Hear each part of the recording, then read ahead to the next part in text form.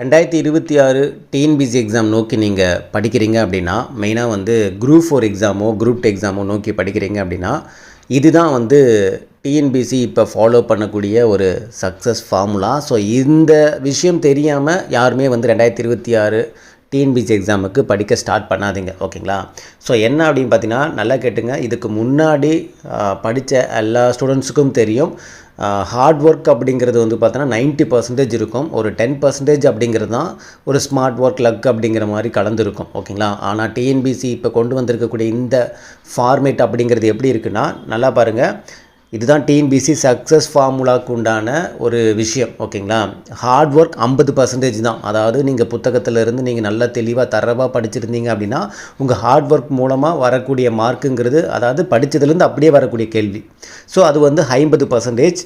அடுத்து வந்து பார்த்தோன்னா ஸ்மார்ட் ஒர்க் அப்படிங்கிறது 30%. அதாவது நமக்கு ஆப்ஷன் எலிமினேஷன் மெத்தட் யூஸ் பண்ணுறது, இல்லை ஏதாவது ஒரு ஸ்டேட்மெண்ட்டை கூட்டுறோ தெரிஞ்சுன்னா அந்த கொஸ்டின் நமக்கு சாதகமாக பயன்படுத்துறது, இல்லை எங்கேயோ கேள்விப்பட்டது விஷயங்கள் வச்சு நம்ம கொஸ்டினை அணுகிறது, நமக்கு தெரிஞ்ச தகவலை வச்சு கொஸ்டின்ஸ் அணுகிறது. ஸோ ஒரு பொறுத்துக்க தெரிஞ்சிருச்சுன்னா மீதி இருக்கக்கூடியதை வச்சு நம்ம ஆப்ஷன் வந்து சூஸ் பண்ணுறது. ஸோ இந்த மாதிரி ஆப்ஷன் எலிமினேஷன் மெத்தட், இந்த நிறைய விஷயங்கள் யூஸ் பண்ணி ஸ்மார்ட் ஒர்க் மூலமாக அந்த கொஸ்டினுக்கான ஆன்சர் வந்து நமக்கு சாதகமாக பயன்படுத்திக்கிறது ஸ்மார்ட் ஒர்க், ஓகேங்களா? அதுக்கப்புறம் வந்து பார்த்தோன்னா லக், நமக்கு எங்கேருந்து கேள்வி கேட்டிருக்காங்கன்னே தெரியல. ஃபார் எக்ஸாம்பிள் தமிழில் பொறுத்த வரைக்கும் இந்த கலை சொற்கள், அதுக்கப்புறம் ஒரு சில கரண்ட் அஃபேர்ஸ்லாம் வந்து ரொம்ப இயர்லியர், அதாவது ஒரு 2 இயர்ஸ் 3 இயர்ஸ் பிஃபோர்லாம் இருக்கிறதெல்லாம் கேட்பாங்க. ஸோ அந்த மாதிரியான விஷயங்கள் எல்லாமே வந்து பார்த்தோன்னா லக் அப்படிங்கிறது ஒரு 20%. ஸோ இதுதான் வந்து சக்ஸஸ் ஃபார்முலா.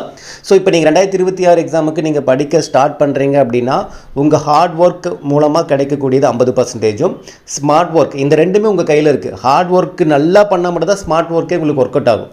இந்த ஹார்ட் ஒர்க்கு, ஸ்மார்ட் ஒர்க், இந்த ரெண்டும் நீங்கள் சரியாக பண்ணியிருந்தால் தான் லக்கே உங்களுக்கு வந்து ஒரு சக்ஸஸ் டிசைடிங்காக இருக்கும்.